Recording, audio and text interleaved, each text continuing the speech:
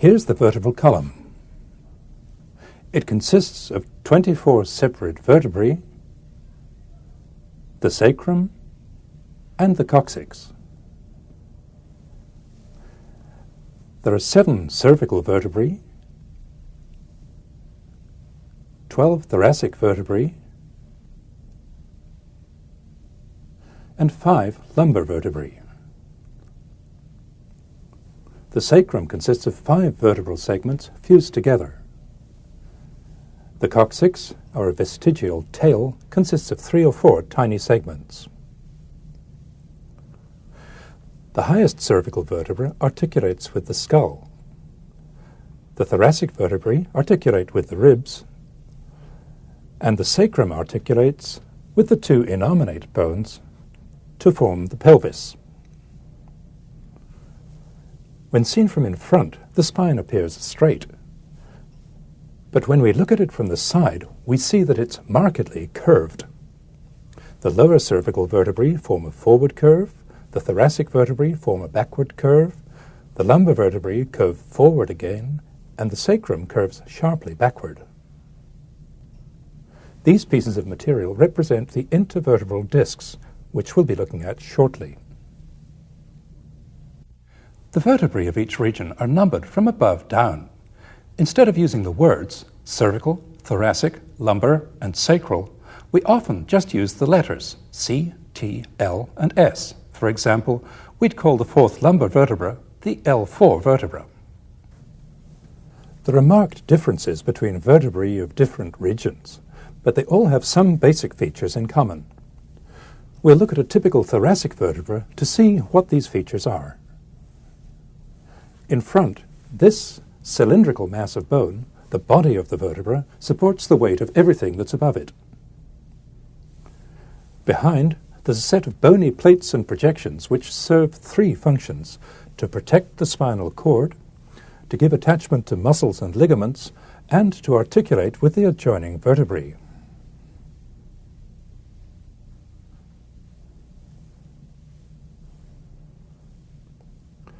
This arch of bone, the neural arch, encloses the spinal cord. The space that's surrounded by the arch and the back of the body is called the vertebral foramen. The series of vertebral foramina create the tubular space that contains the spinal cord. The space is called the vertebral canal.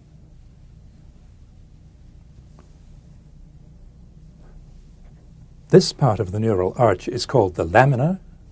This part is the pedicle. There's a small notch in the upper edge of the pedicle and a larger notch in the lower edge. Together, the notches above and below form this opening on each side, the intervertebral foramen. A spinal nerve emerges through each intervertebral foramen. Arising from the neural arch are 3 large bony projections called processes: a spinous process in the midline, a transverse process on each side. Also arising from the neural arch are 4 articular processes, 2 above and 2 below. The lower ones face forward, the upper ones face backward. The articular processes of adjoining vertebrae interlock, forming a pair of synovial joints which permit movement between adjoining vertebrae. Now that we've looked at one vertebra, let's look at the specialized and different features of vertebrae from the cervical, thoracic, and lumbar parts of the spine. Here's a typical cervical vertebra, the 4th one. The body is small. The upper surface of the body is curved, somewhat in the shape of a saddle. The lower surface has the same curvature in reverse.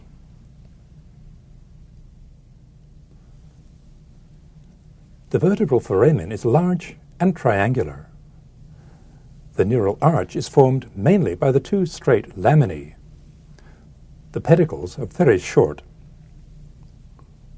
The spinous process is short and ends in a double point. The upper articular facets face upward and inward. The lower ones face downward and forward. The mass of bone between the articular facets is called the articular pillar. The transverse processes arise from the side of the body and also from here on the articular pillar. The transverse process of a cervical vertebra has a hole in it, the transverse foramen, through which the vertebral artery passes. The transverse process is shaped like a gutter pointing downwards. It ends in two tubercles, an anterior and a posterior, where the scalene muscles attach.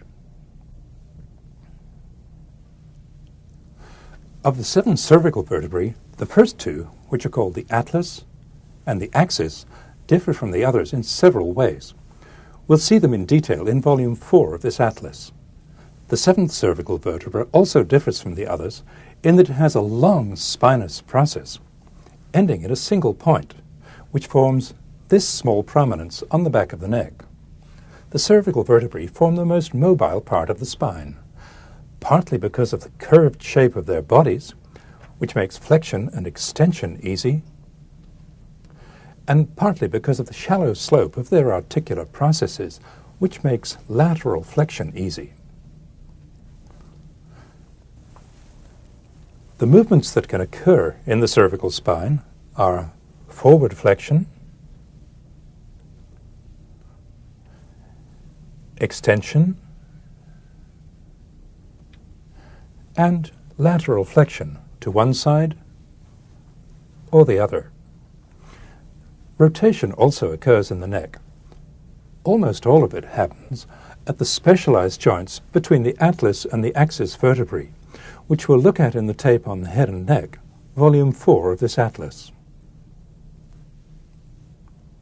In that tape, we'll also look at the way the atlas vertebra articulates with the bone that forms the underside of the skull, the occipital bone. The joints between the atlas and the occipital bone are called the atlanto-occipital joints. Next, we'll look at the special features of the thoracic vertebrae. The bodies of the thoracic vertebrae become progressively more massive from above down, as they do from the top to the bottom of the vertebral column. Each of the thoracic vertebrae articulates with a pair of ribs.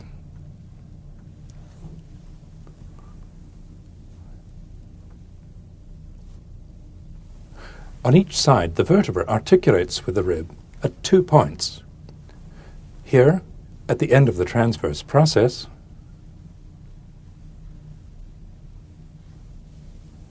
and here, where the pedicle meets the body. We'll be looking at the ribs in the second section of this tape. The transverse processes of the thoracic vertebrae point sideways. The spinous processes point downwards, each one overlapping the one below. The articular processes are almost vertical. The upper ones face almost straight backwards, the lower ones face forwards. There's only a little movement between thoracic vertebrae, partly because of the presence of the ribs and partly because of the way the spinous processes are arranged. The movements that are possible are small amounts of forward flexion, lateral flexion, and, perhaps surprisingly, rotation. Now, we'll take a look at a lumbar vertebra. The body is massive. The transverse processes are small. The spinous process is broad and points almost straight backwards. The upper articular processes of lumbar vertebrae face inward. The lower ones face outward. Because of this arrangement, there's almost no rotation between lumbar vertebrae. The movements that can occur in the lumbar spine are flexion, extension, and lateral flexion, to either side. Lastly, we'll look at the sacrum. Besides being the lowest part of the spine, the sacrum is also an important part of the pelvis. Here's the sacrum, together with the coccyx. The sacrum is formed by 5 vertebrae fused together. From top to bottom, it has a marked backward curve. When we're standing upright, the sacrum is oriented just as we see it here. The upper part of this backward-facing dorsal surface is angled at about 45 degrees to the vertical. The upper part of this forward-facing pelvic surface is more nearly horizontal than vertical.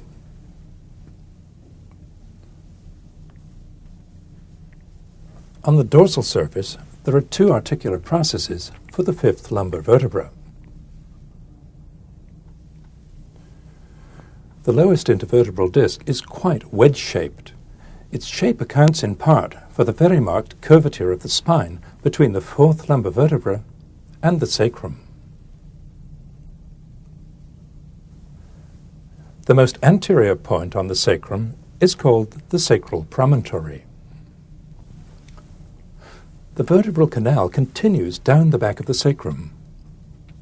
From within the vertebral canal, the anterior rami of the spinal nerves, S1 to S4, emerge from these pelvic sacral foramina.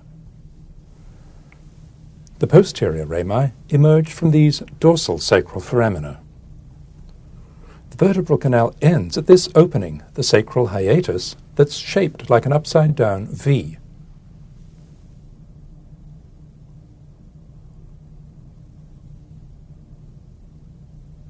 This curved auricular surface articulates on each side with the upper part of the innominate bone or hip bone to form the pelvis,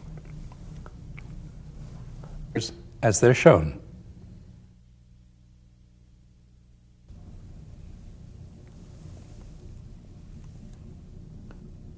Here's a cervical vertebra, a thoracic vertebra, and a lumbar vertebra. Here are the body, the vertebral canal, the pedicle, the lamina, the transverse processes, the spinous process, the articular processes, and the intervertebral foramen. In the cervical vertebra, here's the anterior tubercle and the posterior tubercle of the transverse process, and here's the transverse foramen. Here's the sacrum, the coccyx, the pelvic sacral foramina, the dorsal sacral foramina,